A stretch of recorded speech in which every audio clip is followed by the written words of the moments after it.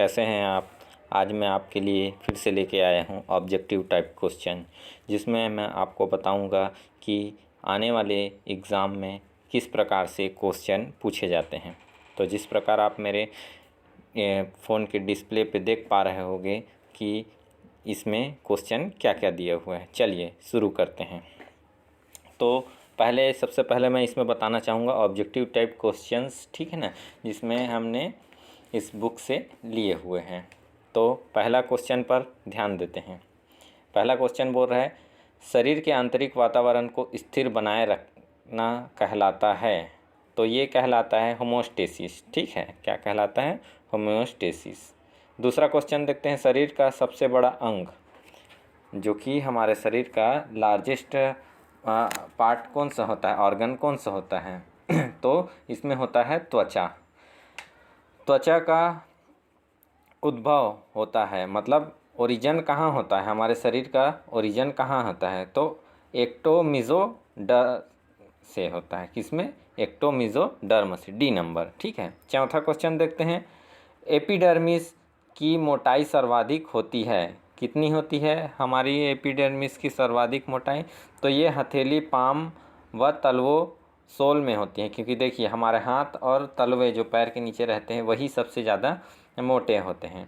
उसके बाद 5वां नंबर का क्वेश्चन देखते हैं, तीव्र विभाजन की क्षमता पाई जाती है, मतलब जल्दी वो अलग हो जाता है। तो तीव्र विभाजन की क्षमता किस में पाया जाता है? स्ट्रेटम मैलपिघी में पाया जाता है। क्या? हमारे तीव्र विभाजन की क्षमता पाई जाती है, ठीक है।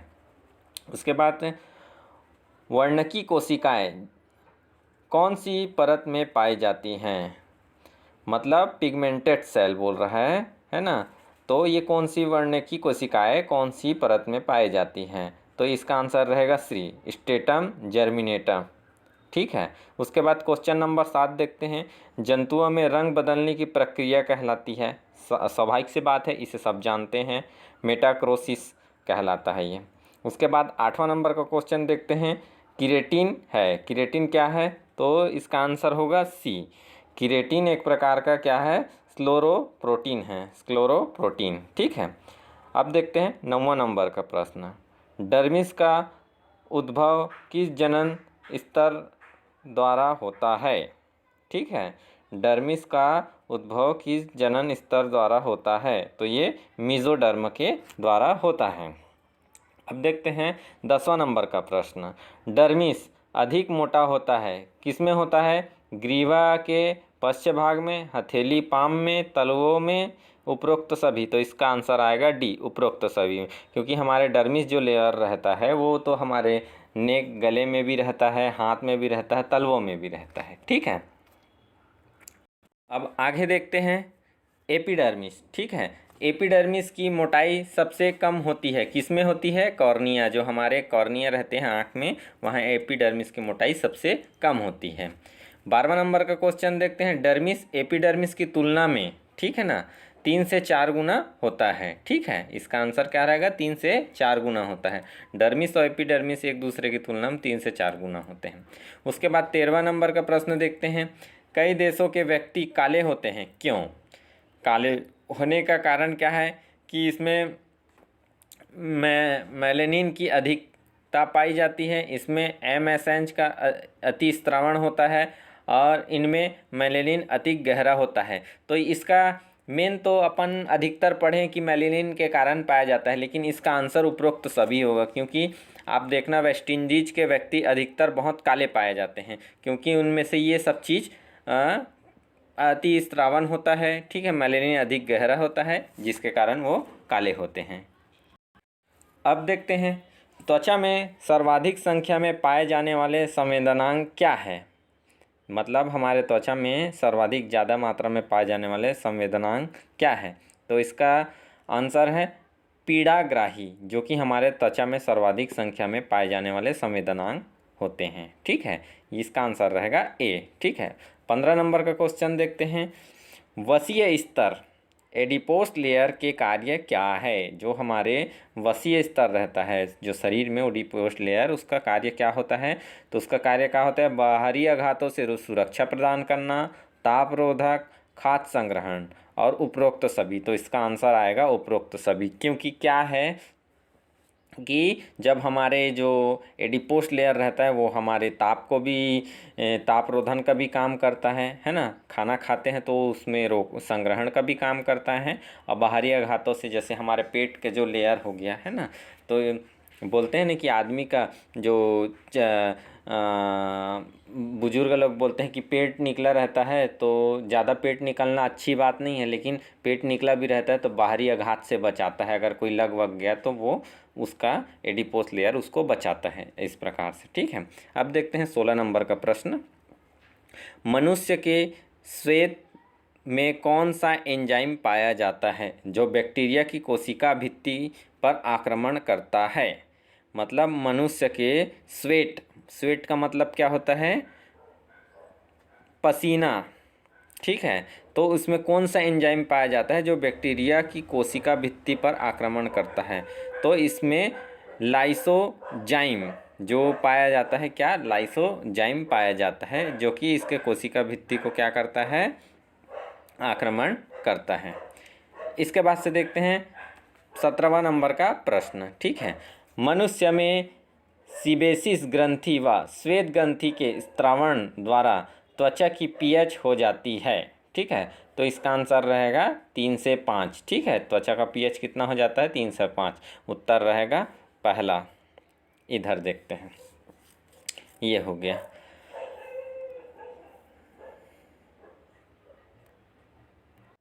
अब देखते हैं त्वचा को हरफनमौला मतलब जैक ऑफ ऑल ट्रेड्स कहा जाता है।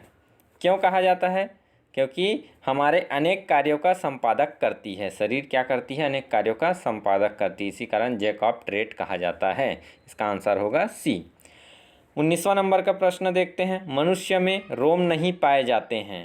हथेलियों व तालुओं पर, शीशन व चूचन पर, भक्षिशन या लेबिया पर, उपरोक्त सभी। तो इसका आंसर क्या रहेगा? उपरोक्त सभी में, क्योंकि उसमें रोम नहीं पाए जाते हैं। ठीक है, प्रश्न देखते हैं 20वां नंबर।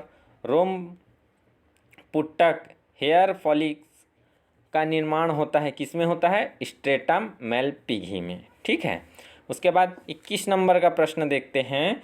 मनुष्य का ताप नियम केंद्र स्थित होता है। कहने का मतलब है मनुष्य का ताप नियमन केंद्र स्थित किस में होता है? हाइपोथैलेमस में होता है। ठीक है, हाइपोथैलेमस में होता है। इसका आंसर रहेगा डी। 22वां नंबर का प्रश्न देखते हैं। भय के कारण रोम का खड़ा हो जाना कहलाता है। अचानक हमारा ऐसी रोम खड़ा हो जाता है तो उसको क्या बोलते हैं? क्यूटिस एंसाइना। क्या कहते हैं? क्यूटिस एंसाइना कहते हैं। क्वेश्चन नंबर 23 देखते हैं। भय के समय रोम का खड़ा होने पर शरीर में कौन से हार्मोन की अधिकता होती है? अब हम तो ये जान गए कि क्यूटिस एंजाइना होती है, लेकिन नेक्स्ट क्वेश्चन क्या बोल रहे हैं कि कौन से हार्मोन्स के कारण अधिकता होती है? तो एड्रीनलिन। ठीक है, एड्रीनलिन। ठीक है, उसके बाद क्वेश्चन नंबर 25वां। एरेक्टर पिलाई पेशिया है, कौन सा है? अरेखित व अनैच्छिक पेशिया है। आंसर बी होगा। उसके बाद देखते हैं 25 नंबर का क्वेश्चन। सीबेसियस ग्रंथि अनुपस्थित होती है। तो सीबेसियस ग्रंथि हथेलियों व तालुओं पर अनुपस्थित होती हैं। रोम क्वेश्चन नंबर 26 देखते हैं। रोम अनुपस्थित होने के बावजूद सीबेसियस ग्रंथि पाई जाती है। तो होंठ व कर्णनाल पर, शीशन व भक्षिशन पर, लेबिया मेजोरा पर, उपरोक्त सभी। तो इसका आंसर रहेगा उपरोक्त सभी पर होती है। विटामिन डी का संश्लेषण किसमें होता है? तो विटामिन डी का संश्लेषण सीबेसियन ग्रंथि में होता है। आंसर रहेगा बी। 28 नंबर का आंसर देखते हैं हम लोग प्रश्न। मनुष्य में श्वेत ग्रंथियाँ, स्वेट ग्लैंड अनुपस्थित होते हैं, किसमें होते हैं? होठ व शीशन मुंड पर होते हैं। ठीक है, क्योंकि वहाँ हमारा स्वेट ग्लैंड नहीं होते हैं कभी भी। अब देखते हैं क्वेश्चन नंबर 29, 29वां नंबर। मनुष्य के पसीने में पाया जाता है केवल जल, जल व लवण, केवल लवण, जल लवण व कुछ मात्रा में यूरिया। तो हमारा पसीना में केवल क्या पाया जाता है? जल पाया जाता है। ठीक है, अब ये मत सोच लेना कि पसीना निकलता है तो वो हल्का नमकीन रहता है, ठीक है ना, वो स्वेट ग्लैंड है, उस पसीना ही आउट होता है उसके साथ एक्सक्रीशन के कारण। अब देखते हैं 30वां नंबर का प्रश्न। त्वचा को हिलाने डुलाने का कार्य करती है। त्वचा को हिलाने डुलाने का कार्य कौन सा काम करती है? पेनिकुलस कार्नोसस। ठीक है, पेनिकुलस कार्नोसस ये त्वचा को हिलाने डुलाने का काम करती है। आंसर होगा सी। श्वेत ग्रंथियों के कार्य हैं, तो श्वेत ग्रंथियों के हमारे क्या कार्य है? ताप नियम व उत्सर्जन। ठीक है, ताप नियम उत्सर्जन का कार्य है। आंसर रहेगा सी। 32वां नंबर का क्वेश्चन देखते हैं हम। मनुष्य में सर्वाधिक श्वेत ग्रंथि कहाँ पाए जाते हैं? स्वाभाविक सी बात है, हथेली पाम में पाई जाती है। इसका आंसर होगा बी। इसके बाद अगला क्वेश्चन देखते हैं। ताप नियम में सहायक हार्मोन है, ताप नियम में थायरॉक्सिन। ठीक है, डी होगा इसका आंसर। शरीर का कौन सा अंग हरपनमौला जैक ऑफ ऑल ट्रेड कहलाता है? तो ये कौन सा कहलाता है? त्वचा, है ना। आगे देखते हैं इसका हमारा आंसर ये। उसके बाद से त्वचा की कौन सी परत में रुधिर कोशिकाएं ब्लड कैपिलरीज नहीं पाई जाती? एपिडर्मिस में ब्लड कैपिलरीज नहीं पाई जाती। आंसर होगा बी।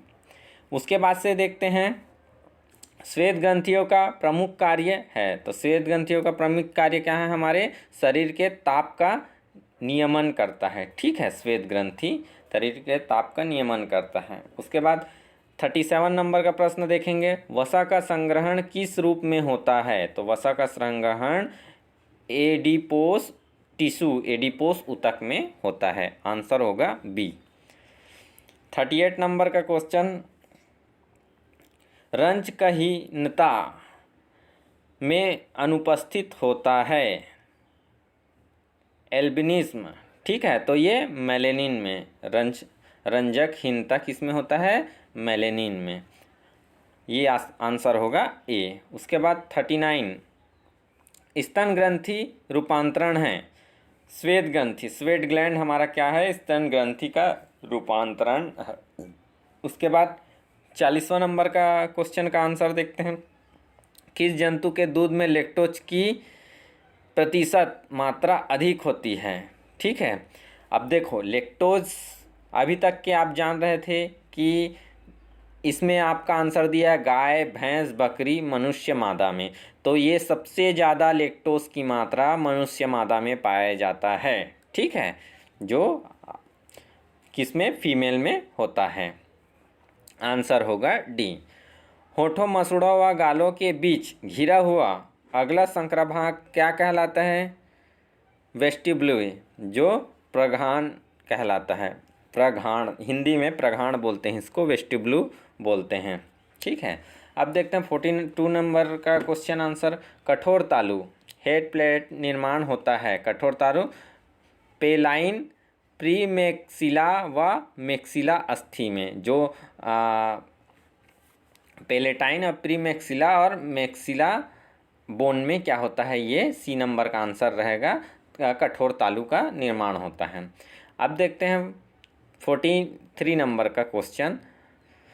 तालु वालिया पेलेटिनिन रोगा पाई जाती है तो कठोर तालु पर, हेड पैलेट में। ठीक है, उसके बाद से 44 नंबर 44 मुख गुहा को नासिका वेशम से जोड़ने का कार्य करती है। तो ये नेजोले टाइन, जो कि आंसर है डी, नेजोपेलेटाइन, ये मुख गुहा को नासिका वेश में जोड़ने का कार्य करती है। ठीक है, अब देखते हैं 45 नंबर का 45। जेकब्सन अंग कहाँ पाया जाता है? नेजोपेलेटाइन नालिका में जेकब्सन अंग पाया जाता है। 46 नंबर। टॉन्सिल्स पाए जाते हैं ग्रसनी, जो फेरिंग्स रहता है हमारे फेरिंग्स की पार्श्व भित्ति लेटरल वार पर पाई जाती हैं। अब देखते हैं 47 नंबर। जीभ को मुख्य गुहा की फर्श से जोड़ने वाला वलन कहलाता है। तो वो फ्रेनुलम लिंगुई कहलाता है। क्या कहलाता है? जीभ और मुख गुहा को फर्श से जोड़ने वाला वलन फ्रेनुलम लिंगुआई कहलाता है। क्वेश्चन नंबर 48, जीभ पर पाए जाने वाले सबसे छोटे आकार के टेस्ट पेपिला क्या कहलाता है?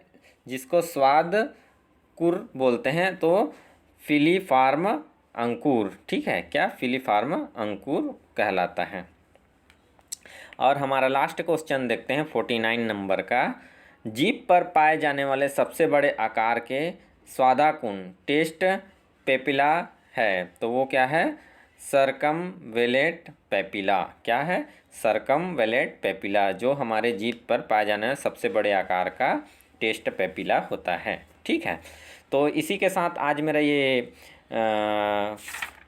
ऑब्जेक्टिव टाइप क्वेश्चन का आंसर कंप्लीट हुआ, और मैं इसी तरह आपके लिए नए नए वीडियो बनाता रहूँगा, है ना। अगर आपको मेरा यह वीडियो अच्छा लगे, है ना, तो मेरे चैनल को सब्सक्राइब करें और बेल का आइकन दबाएं, और मुझे मोटिवेट करें ताकि मैं और नए नए वीडियो बना सकूं।